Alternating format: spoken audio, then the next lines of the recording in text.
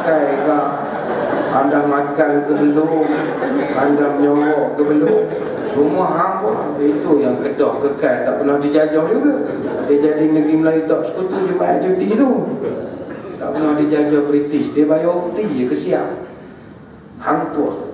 Termasuk juga bagi tuan-tuan yang minat P.Ramlee. Perasan ataupun tidak, P.Ramlee dia takkan berjaya dalam bidang seni tanpa kerja dengan kawan-kawan dia. P.Ramlee terkenal cerita dia seperti cerita-cerita dalam Alibaba, Bujang Lapuk, Alibaba, Seniman, Pendekar, kerana adanya Sudin dan juga Aziz. Kalau dia seorang, tak jadi dia. Begitu juga kita terkenal dengan cerita-cerita dalam rangkaian Do Re Mi. Nasib, bukan Do Re Mi, ayolah, Nasib Do Re Mi, Laksmana Do Re Mi. Kerana di dalam tu ada Ibrahim Din dan A.R. Tompel. Atau kita kenal dengan cerita-cerita di dalam Lagu Labi, Nasib Labu Labi dan Labu Labi. Kalau P.Ramlee seorang, tak kelakar. Tapi kerana ada M. Zain, ada Udo Omar yang jadi Haji Bakhir, cerita tu jadi meriah. Tapi bila P.Ramlee seorang, tak laku cerita itu. Contoh, Si Tora Harimau Jadian. Tuan-tuan kenal cerita itu? Tak ada orang pun tak terbayang pun cerita. Dia cerita jadi rumah. Tahun 64 bila dia pindah daripada Singapura, filem pertama dia di Kuala Lumpur, gagal. Dia buat cerita sesudah subuh, seorang, tak jalan. Sebab itu, petua untuk berhadapan dengan apa juga ancaman adalah jom kita kerja berpasukan. Orang macam tu kita nak apa kan tak lepas. Sebab mangkali dia masuk kerja pakai kabel. Kabel dia papok pula tu, bukan kabel sikit-sikit, tanam dasar laut tu. Bukan kecil-kecil. Dia dengan menteri, tuan menteri, dengan bini menteri, tak lawan dengan kita. Cara dia, jom kita lawan dia ramai-ramai. Seorang tak menang, sakit jiwa kita esok. Sebab tu saya umpamakan hidup ni, kalau tak kerja secara pasukan, jangankan musuh begitu, musuh kecil pun kita tak boleh lawan. Dalam bola sepak, itu pelajaran hidup kerja cara berpasukan. Tapi kita bekerja, bukan maknanya kita semua gabung lawan dia seorang, tak. Kita duduk pada posisi masing-masing, tapi matlamat tetap satu, sumbat gol. Kan dalam bola ada keeper, ada striker, ada wing, ada pertahanan. Setiap orang duduk pada posisi berbeza. Kita di TM, kita duduk pada department berbeza, tapi matlamat kita tetap satu, mencetak gol kemenangan untuk berlawan dengan orang ini. Kita duduk di goalkeeper. Goalkeeper buat jaga gol, jangan sibuk kerja orang lain. Ada setengah goalkeeper, dia kerana nak berhadapan dengan cabaran, dia sanggup pula naik ke atas pergi nolong sumbat gol. Tak menang juga. Dia jenis kedua diri, tak tentu arah. Sedihnya duduk di belakang, sorak je. Dah nak pakai pelik pada orang, sarung tangan, seluar panjang, sedih. Kawan-kawan berjuang di atas, tak boleh jadi. Demi cintaku pada pasukan, aku akan naik, tolong pula pergi nyerang. Ya, dia naik ke atas. Keeper kalau naik ke atas, tak gol juga. Baik dia duduk je diam-diam, posisi dia jaga gawang. Jangan benar siapa-siapa pun masuk, hatta kalau bola tu ditendang oleh referee sekalipun, tangkap balik. Pemain pertahanan ada kerja, kerjanya mempertahankan kotak D. Jangan bagi orang masuk. Pasal apa pemain pertahanan tak dapat bola, cari kaki. Itu prinsip dia. Kaki kalau nak, jangan bagi setakat dia luka. Kita kat kuning rugi gantung perlawanan. Hentang kaki tu biar bagi patok tulang gerin. Itu peranan back. Kita kan orang lelaki main bola main dulu, memang tam tu ada orang sekarang. Dulu dia bergaduh main bola ni, kadang bergaduh. Awak ni pukul macam main Piala Dunia. Padahal main petang-petang dia punya entah sakit. Tulang gerin tu bagi patok tu. Maknanya orang tu berlupa sakit, kita kat merah. Tapi yang kita hentak naik stretcher keluar 6 bulan tak boleh main bola. Kepala lutut pas belakang, padai muka. Memang kita hentam betul kaki dia tu. Baru berbala anak jantan sejati. Itu nama main bola.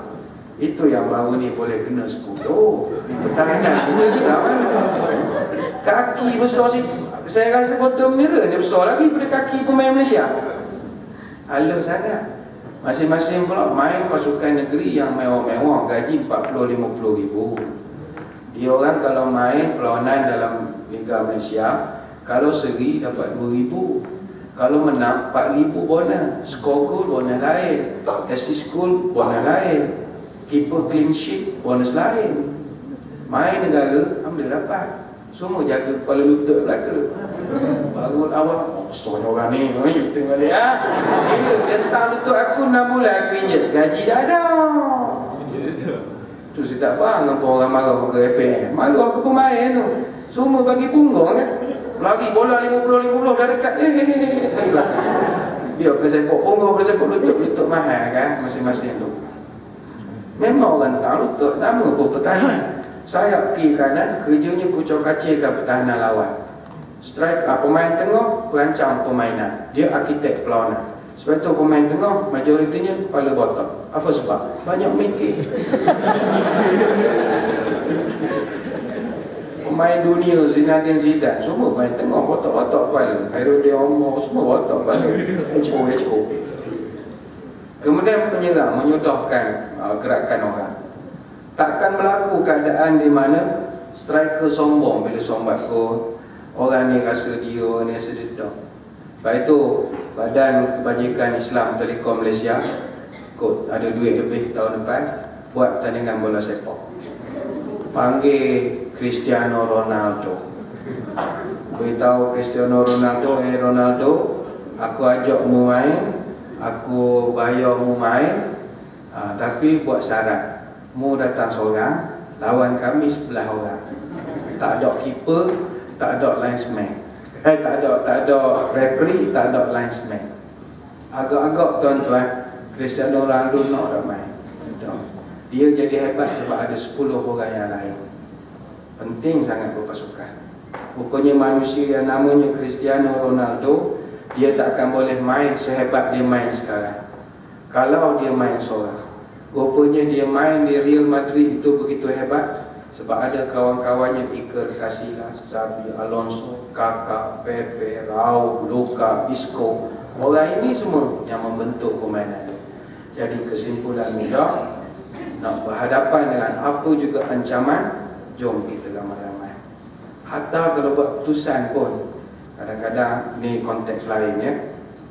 Ada kes macam masa saya jadi kadi, ada kita tangkap satu orang polis misalnya. Dia duduk berkhaluat dalam kereta ke apa ke, kami tangkap. Jadi polis kalau kita tangkap, banyak kesannya kepada kerjaya kita juga. Polis ni dia setia pasukan dia. Budak penguatkuasa saya ketika itu masih saya ingat, kerana bos dia kena tangkap sebab itu orang trafik. Anak buah dia siang malam mengikut kereta-kereta kita ni. Tu anak buah saya kat sebulan dalam bandar Temelloh pakai tali pinggang hari-hari. Hari-hari pakai tali pinggang. Nak pergi kedai situ pakai tali. Kalau tidak terus samanya. Ini risiko. Tapi macam mana kita nak berapa nak counter balik? Dapat tekanan kadang CPO ke ataupun OC telefon. Ni kita bagi amaran je tuan kadi gini. Kita takkan jawab, maaf tuan, ni bukan keputusan saya. Ini keputusan setelah dibawa berbincang dalam mesyuarat sekian-sekian. Keputusan mesyuarat ini orang hormat. Termasuk yang berhormat apa? Kalau habis, ustaz, lah orang ni salam tamu itu benda masalahnya. Minta maaf Ibi, kita dah buat keputusan dalam mesyuarat memutuskan perlu ambil juga kes ni. Dia akan hormat. Rupanya bila kita buat keputusan, buat kerja secara beramai, banyak masalah boleh diselesaikan. Jadi itu mungkin cadangan saya sajalah. Cuma nak jawapan cara jahat, bunuh je lah orang begitu. Campur lah puncak alam sebelah masjid puncak alam tu je. Gerak kan dia campur sebelah masjid puncak alam. Itu jawapan kurang jauh sikit lah. Jawapan ustaz, itulah caranya. Kerja ramai-ramai. Nak jahanam kan dia boleh jumpa pergi beranang mana, jumpa di wadi mana kamu sinar. Gila dia boleh. Itu jawapan bukan ustaz lah ya. Mudah-mudahan tak ada soalan lagi. Ada lagi soalan? Sila. Assalamualaikum. Salam. Saya nak minta ustaz sebab kita ramai daripada kami orang Telekom ni pekerja dia perempuan, wanita. Tapi dalam kalau ceramah-ceramah jarang ustaz-ustazah highlightkan dalam lisan ni perempuan dia mesti menjaga lisan. Satu aurat, menjaga aurat dia. Satu menjaga hak suami dia kan ustaz kan. Lepas tu macam apa ni dan perempuan ni satu lagi ada hadis kan ustaz dia cakap perempuan banyak ke neraka disebabkan lisannya. Kan betul Ustaz? Ya. Saya pun tak pasti tu. Lepas tu biasanya perempuan gelak kuat mengaibkan suami dia, itu dia mesti jaga sebab suami dah izinkan pergi kerja Ustaz. Lepas tu bila dia bercakap dengan orang lelaki ada had dia, Abel dia. Lepas tu dia mesti ada had dengan staf lelaki. Sebab takut dia terbagi hak suami dia kepada orang lain. Itu perempuan satu kena jaga. Jadi kami jarang dia bagi peringatan tentang menjaga di tengah suara ni. Dia tu nak minta Ustaz ada tak cerita ataupun peringatan kepada kami supaya kami menjaga selepas ni. Kami dah lalai Ustaz, memang tak tahu pun mungkin kan. Sebab kami jarang diberi pendedahan. Allah semoga kami mendapat rita suami Ustaz. Amin. Terima kasih kepada puan yang bertanya. Teringat saya bila orang perempuan datang minta nasihat sebegini, pernah berlaku di zaman baginda Nabi SAW. Peristiwa yang macam ni tadilah. Maka turun satu ayat Quran, surah Mumtahinah ayat yang ke-12. Puan-puan, khususnya orang puan ayat Mumtahinah ayat 12 ini sepatutnya diperimkan dan dijadikan pegangan orang perempuan. Sebab Mumtahinah ayat 12 adalah wasiat Allah dan Nabi pada orang perempuan. Dalam ayat itu Allah Ta'ala sebut, A'udzubillahi minasyaitonirrajim. Ya ayyuhan nabi, idza ja'akal mu'minati yubayyi'naka. Nabi, sekiranya datang kaum perempuan jumpa pada kamu untuk mengadakan perjanjian dengan kamu, maka katakan kepada mereka, ini wasiat Allah Ta'ala suruh, an tusyrikna billahi syai'a, janganmu syirikkan aku, kata Allah pada orang perempuan ni. Sebab dia guna dhamirnya tusyrikna, jangan kamu hei orang perempuan syirikkan aku, menduakan Allah. Yang kedua, wala yasriqna, mu jangan mencuri. Tak tahu kenapa Allah besar perempuan jangan mencuri. Curi susu ramuk yang dekat supermarket. Wala yaznina, jangan mu berzina, kata Allah. Wala yaqtulda auladahudda, jangan mu bunuh anak-anak kamu. Kemudian wala ya'tina bi buhtanin yaftarinahu baina aydihinna wa arjulihinna, dan jangan kamu datang membawa dusta pada tangan dan pada kedua kaki kamu. Dalam tafsir Ibnu Iyad, apa makna perempuan datang dengan pendustaan pada tangan dan kaki? Dulu zaman Nabi, zaman jahiliah, bahkan sampai sekarang pun saya kira ada orang yang dulu dia buat jahat di belakang suami, dia tak ngaku. Dia tak ngaku pada suami. Padahal dia bermesra-mesraan dengan orang lelaki di pejabat dia. Dia manja-manja dengan orang di pejabat. Tapi dengan lelaki dia tak ngaku dia buat benda gitu. Bahkan dia tak tunjuk pun perangai dia seperti itu di rumah. Di rumah macam singa betina, garang tu. Garang. Tapi di pejabat dengan orang lembutnya lah. Ini perangai itu. Dan kata tafsir Ibnu Iyad, inilah yang banyak berlaku kepada kaum wanita. Mereka memiliki dua watak, iaitu bila dengan orang lain, lain jadinya. Bila dengan suami, lain pula jadinya. Kemudian yang keenam, wala yahsinaka fi ma'rufin, dan mu jangan derhaka kepada Nabi, kata Allah. Fabayi'unna wastaghfir lahunna Allah, innallaha ghafurur rahim. Buatlah perjanjian dan minta ampun kepada Allah, Allah akan ampunkan kamu. Ada cerita menarik di sebalik ayat Mumtahinah ini. Aisyah radhiyallahu anha kata, baiat ini atau perjanjian ini berlaku selepas perjanjian Mekah. Dalam tafsir Ar-Razi menyebut, baiat tersebut berlaku dekat kaki Bukit Sofa sekarang. Bukit Sofa Marwah dekat kaki bukit itu. Masa Nabi nak buat perjanjian dengan orang perempuan, Umar Al-Khattab ada sekali. Umar duduk sebelah. Orang lelaki masa tu berdiri atas Bukit Sofa, bawah ni semua perempuan. datang jumpa Nabi. Jadi Nabi pun buat perjanjian.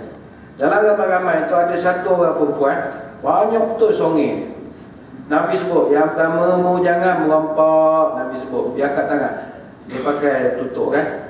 Rasul, takkanlah orang perempuan nak merompak banyak di kerja lain kami nak buat, tak ada pasal nak merompak pula dah. Nabi pandang mau pandang Nabi. Dia baca Quran ni. Jangan kamu menipu suami kamu. Suami menipu tak apa, kita menipu tak boleh. Ni pasal orang lelaki. Tak pernah ada pada kita begini. Ini orang perempuan sampai Nabi dia boleh pikat.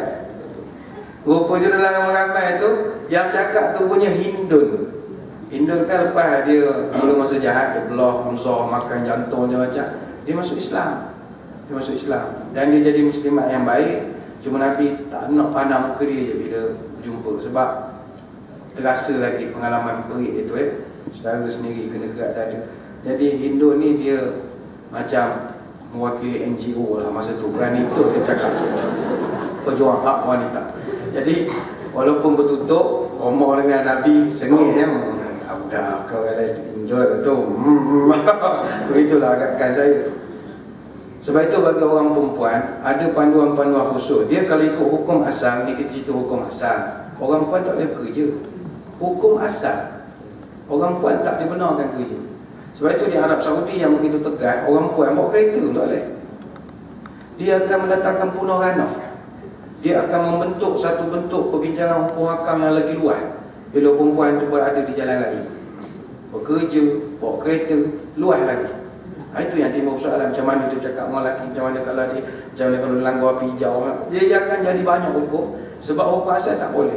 Tapi dalam konteks dunia moden sekarang, kita terpaksa mengenepikan larangan itu. Sebab sekarang ini keperluan mendesak. Zaman ekonomi yang semakin ekonomani ini menyebabkan isteri terpaksa membantu juga suami untuk kerja. Dapat pula suami jenis buat apa-apa kursi meja, kalau serabut duduk saja, malas kerja. Susah. Jadi di Malaysia saya tengok agak longgar, kerja je lah. Maka nak buat panduan susah sebab asal tak boleh. Sama juga artis. Artis nak buat panduan syariah compliant. Macam mana? Benda tu asal tak boleh, nak buat syariah compliant pula. Betul. Dia dalam menyanyi, mengeluarkan suara yang manja-manja. Siti Nurhaliza ni lagu apa? Hello, is me looking for? Maknanya tak cinta dah mana. Haram. Lemah lembut kan? Ada saya, ada kemuliaan. Tak boleh. Aduh saya. Aduh saya. Tak sesuai nak cari syariah compliant. Ataupun apa dia? Acara gimnastik nak disyariah compliant kan? Pakai seluruh hak beli cauki buat tu. Mula dekat tepuk. Tak menang Malaysia. Renang berirama, sinkronis, swimming, gimnastik tu. Nak pakai tu, sepit hidung. Pakai pula tutup. Tak menang. Jadi bagi saya agak susah nak mencari titik pertemuan antara menyelesaikan masalah syar'i di dalam benda yang asal memang tak bolehkan. Tapi kita ringankan perbahasan. Jaga adab. Dalam Quran Allah Ta'ala dia bagi panduan pada orang perempuan ni banyak. Dalam Al-Jami' di Ahkamul Quran, begitu yang tafsir Ibn Katsir, dia sebut orang perempuan pegang prinsip dalam hidup, jaga maruah, pegang At-Tahrim ayat 5. Itu prinsip At-Tahrim ayat 5. Muslimat, mukminat, qanitat, taibat, abidat, sayyiat. Selesai masalah. Maknanya walaupun bekerja, jadilah muslimat, mukminat, qanitat, orang yang taat kepada Allah, taibat, sentiasa bertaubat bila buat salah, abidat, ibadah jangan tinggal, sayyiat, sentiasa berusaha untuk menjaga diri dengan berpuasa. Manalah masa mudah, kerjalah tapi tutup aurat. Saya sebut tutup aurat, bukan pakai tudung. Tutup aurat. Pakai tudung, ramai yang pakai tudung sekarang. Tapi aurat, tak juga. Beza tutup aurat dengan pakai tudung. Sebab itu kalau tanya saya hukum, Ustaz apa hukum pakai tudung? Tak wajib. Tudung tak wajib. Yang wajib tutup aurat. Orang jadi keliru, sesat yang pain Ustaz ni. Bukan yang pain. Kadang-kadang orang tanya hukum. Bukan hukum masalah. Ustaz anak saya tak nak pakai tudung Ustaz. Saya pening kepala lah. Puas lah saya nasihat beli tudung bawa siakap jenohok kau macam-macam lagi. Lawak-lawak. Bukan mau paridah, gasidah, jalan dah dia cerita ini. Kita nak pakai. Macam mana saya nak khabar anak saya besar? Khabar ke dia pakai tudung tak wajib. Tudung tak wajib. Yang wajib tutup aurat. Maknanya kalau anak makcik tak nak pakai tudung, itu hak dia. Tapi dia kena tutup aurat. Macam mana tutup aurat tak pakai tudung? Pakai benda lain pun tak apa. Ambil belti, buat lubang ni, jalan. Aduh sayang, aduh sayang. Boleh dalam sana. Dia sebab lakon ini, aduh sayang. Jadi begitu buat. Basi, besen, tongrang, biru tu boleh. Rostrum ni okey, boleh. Oh nyanyi anak saya ustaz. Ginilah, kalau anak tak nak pakai juga, tak apa. Jangan keluar rumah. Duduk dalam rumah. Rumah kita nak pakai baju Superman, tak apa. Rumah sendiri. Perempuan nak pakai baju apa? Lantok, baju kelawar, baju himar, baju tarzan. Lock rumah sendiri. Jadi beritahu pada anak, kalau tak nak pakai tudung, tak apa, duduk rumah, jangan keluar. Sekali melangkah, engkau mesti jadi muslimat, mukminat, qanitat, taibat, abidat, sayyah. At-Tahrim ayat 5. Itu the rules of the game. Yang kedua kata ulama pada surah An-Nisa ayat 34. Ini panduan untuk perempuan. Wanita isteri solehah itu dia mesti menjaga diri dia daripada orang lain, terutama ketika suaminya tak ada. Itu dalam An-Nisa. Sebab itu orang Jawa dulu, saya bukan Jawa tapi suka mengkaji budaya. Orang Jawa dulu, kalau anak dia nak kahwin, dia pesan pada anak dia 5 perkara. Menantu lelaki dia pun dia pesan 5 perkara. Sekarang orang baru tiru lah, orang buat benda tu sakinah, keluarga sakinah. Melaka, Johor, Selangor. Dia buat, dia ada ucapan daripada mak macam drama kita, cepat, kami lagu drama. Wahai anakku, kau akan pergi pada suami. Kita ni nak cepat bila lah, nak habis nikah. Nusuh tu sakinah ni kadang-kadang. Faham tak buat, susah. Tak ada masa nak baca skrip drama. Lepas tu ayah pula, wahai anakku.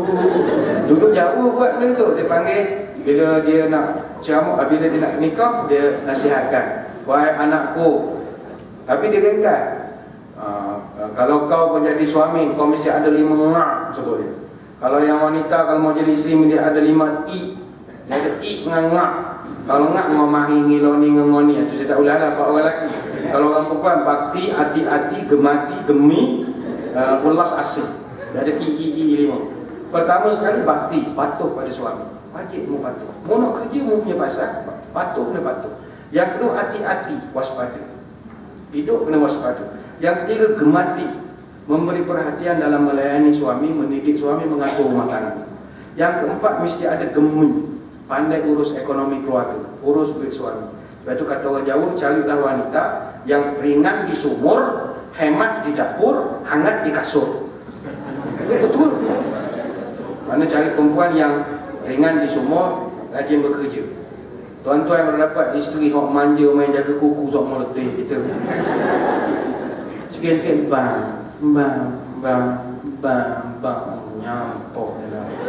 Manja lajak ni orang nyampok. Lepas itu orang puan manja dia payah. Orang nak bawa dalam kehidupan kita. Sebab kita kerja travel, berjuang semua. Sikit bang. Kita duduk Terengganu, dia duduk KL tinggal. Telefon, 5 minit sekali dia bang, anak bang, susu anak ada bang. Uruslah lah. Belilah kita esko yang pakai troli, sudah lagi ambil barang apa semua. Boleh selesai tak? Dia bang. Cuma tuan-tuan kalau dapat isteri jenis bang ni apa nak buat? Mudah je. Bang, pergi je depan muka dia komat. Allah. Dia tanya ngapa abang komat? Mau bang aku komat. Bang, orang duk convention pun bang. Dan yang kelima, orang Jawa Zat mesti ada welas kasih. Mereka rasa kasih, sayang. Sebab itu saya kurang selesa bila melihat satu budaya pada hari ini. Orang perempuan misalnya, dia suka sangat bawa budaya kerja itu ke rumah. Tinggalkanlah kerja di rumah. Kita bila balik, kita jadi hak suami kita. Sebab itu, dan yang kedua, tinggalkanlah perangai bohong. Kalau apa yang berlaku di OP itu, ceritalah kepada suami. Jangan dibohong. Orang paling takut sekarang ni cinta pejabat. Ini orang paling takut. Iaitu dia ada masalah dengan suami. Cinta platonik, orang kan? Platonic love. Orang ni paling bahaya. Dia ada masalah dengan suami dia, tapi dia cerita ke kawan dia pejabat. Kawan pejabat dia pula ada biro-biro sikit. Gitu, suami I ni gini yang susah ni. Oh, dia konon simpati pula, padahal tak ada tahu dia pun kaunselor apa. Lama-lama bila orang terlampau bukan simpati, dia jadi empathy, dia akan involve dalam kehidupan. Lama-lama awak akan merasakan dia ni lah yang boleh membawa kebahagiaan pada kita. Hancur rumah tangga, senang cerita. Usah cakap dengan lelaki bir-bir sangat. Dan jangan bohong pada suami. Kajian daripada sebuah universiti di England, suami dia cakap bohong dengan isteri 3 kali sehari, tapi isteri bohong pada suami 2 kali sehari. Dalam setahun suami bohong sebanyak 1092 kali. Seorang isteri pula bohong suami dia 728 kali setahun. Kajian juga menunjukkan 70% responden lelaki akan mengaku bersalah bila bohong, berbanding 82% isteri yang mengaku bersalah bila bohong. Sebab itu yang paling saya nak ambil keluar nasihat budaya Facebook ini. Puan-puan, minta kerjasama. Bilik tidur kita, buatkan itu zon larangan Facebook. Sudahlah nak ber-Facebook sampai ke dalam bilik kita. Sebab Nabi pernah sebut, ala ukhbiruka bi khairi ma yaknizul mar'atus salihah. Maukah kamu aku beritahu pada kamu apakah benda yang merupakan khazanah perbendaraan wanita salihah. Nabi sebut, idza nazara ilaiha zawjuha sarratu. Kalau kamu tengok dia sejuk hati. Oh, ni isteri yang mabla betul. Suami tengok dia, begitu seronok sekali. Kita gembira perangai molek, penampilan lawak. Wa idza amaraha ata'anhu. Bila kamu suruh, dia ikut. Yang teh satu, dia pergi ke dapur bekas gelas, sekolah dia buat. Suka. Kita tak jadi ngeteh. Kita tak jadi ngeteh tu sebab macam mana kedai tom yum melayan kita banding dengan laki kita. Ini kita panggil, oh, kena panggil, oh. Yang teh tu, oh teh, kecil manis, banyak kena air, kecil manis. Kena masuk dulu. Macam mana? Kami pergi kedai tom yum, macam mana kedai tom yum layan? Makan apa, dia bagi kita beruang. Dan Nabi sebut, wa idza ghaba anha hafizathu. Hadis Abu Daud. Isteri ni yang baik, bila kita tinggalkan dia jaga diri. Baik itu dalam khutbah Nabi yang terakhir sebelum Nabi berapa tahun lepas tu Nabi wafat. Antara Nabi pesan kepada orang lelaki, walakum alaihinna alla yu'tinna farsyakum ahadun taraknahu. Nabi wasiat pada orang perempuan, orang perempuan, jangan kamu bawa balik orang lelaki tidur di atas katil kamu yang tok lelaki kamu tak suka orang itu. Fikir logik lah. Mana ada perempuan bawa balik jantan tidur atas katil dia, lelaki dia ada nak mampus.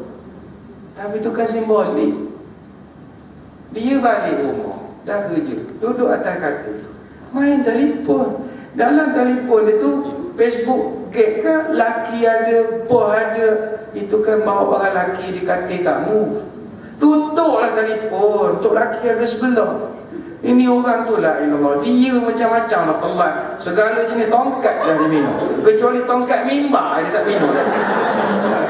Ingatkan dia berlari balik pada masjid, ingatkan boleh main bola. Sampai stadium tutup, bayar. Tutup stadium, Allah. Musim main telefon, ada suku ayam ni. Sebab itu Nabi sebut, fa in fa'alna zalika fadribuhunna darban ghairu mubarak. Ada Muslim, kalau isteri kamu buat perangai begitu, pukul mereka, kata Nabi. Rotankan sikit, tapi ghairu mubarak, jangan baca dera. Sebab itu orang puan sorak perangai begitu, sampai rumah, cah telefon, tutup data. Tak ada nak naik. Orang nak main bola tak jadi. Tutuplah. Ini bukan nasihat saya, Nabi beri cara simbolik. Jadikan bilik kita zon Suami pun sama jugalah, walaupun tak ada larangan untuk laki-laki, tapi elok kita hormati privasi kita. Ini milik kita. Takkan segala beban kerja sosial kita dengan bekas orang WhatsApp group ni saya tak ada. Saya adalah orang yang paling kerap sekali left group. Kerja saya left group. Hari ni masuk petang keluar. Kita tak daya nak melayan kerana orang yang mana boleh menyebab kita terjebak di dalam fitnah lisan, fitnah dengar, ngangguk ini tak nak. Kecuali member yang betul-betul core group kita je share macam mana nak hukum ni, kita suruh nak. Kalau cakap ni hantar TPN serabut, left group je. Left group je. Group ni kita tak tahan sebab kita sekolah berapa banyak. Sekolah tadika, sekolah rendah, sekolah luhur. Sekolah rendah tahun 80 berapa sampai tu satu group. Kelas biru, kelas kuning, kelas merah. Kelas merah satu group. Dah dua dah group. Allah kenanya lah. Sekolah menengah lain lagi. Sekolah menengah tempat kat lain, tiga kat lain, dua group. Masa kusah lagi. Kusah pula kos kita saja. Lepas tu kos mengajar Islam saja. Lepas tu kos mengajar Islam geng hak din selih saja. Geng hak 2.5 saja. Letih aku nak melayan sesa ni kan. Main gitu gak bila nak selesai kita dengan keluarga kita. Kejap meow buka group ni pula. Meow bunyi pula. Apa perasaan kita kalau isteri kita begitu? Tak seronok tuan-tuan. Sebab itu ringkas cerita, nak kerja-kerja lah. Lebih masa astagfirullahaladzim. Sebab itu jangan buka soalan. Saya ni sebenarnya bukan tak nak jawab. Bila saya jawab jadi banyak. Masalah dok, saya paling tak nak sekali mengganggu masa ceramah lain. Itu orang pantang dalam mana-mana seminar kan. Ceramah marah luar tu. Macam dia seorang cakap. Lepas itu saya tak nak soalan jadi banyak. Cukuplah soalan kan sama tu kan. Marah Dr. Izzah, marah pula kan. Tak ada dah, cukuplah dah. Sekadar itulah tuan-tuan. Terlebih kurang gua minta maaf. Mana yang baik jadikan teladan, mana yang buruk jadikan sepadan. Wallahu a'lam. Terima kasih banyak pada bagian Datuk Bat lah. 3 slide ya modal dia. 2 jam ceramah. Itu yang best.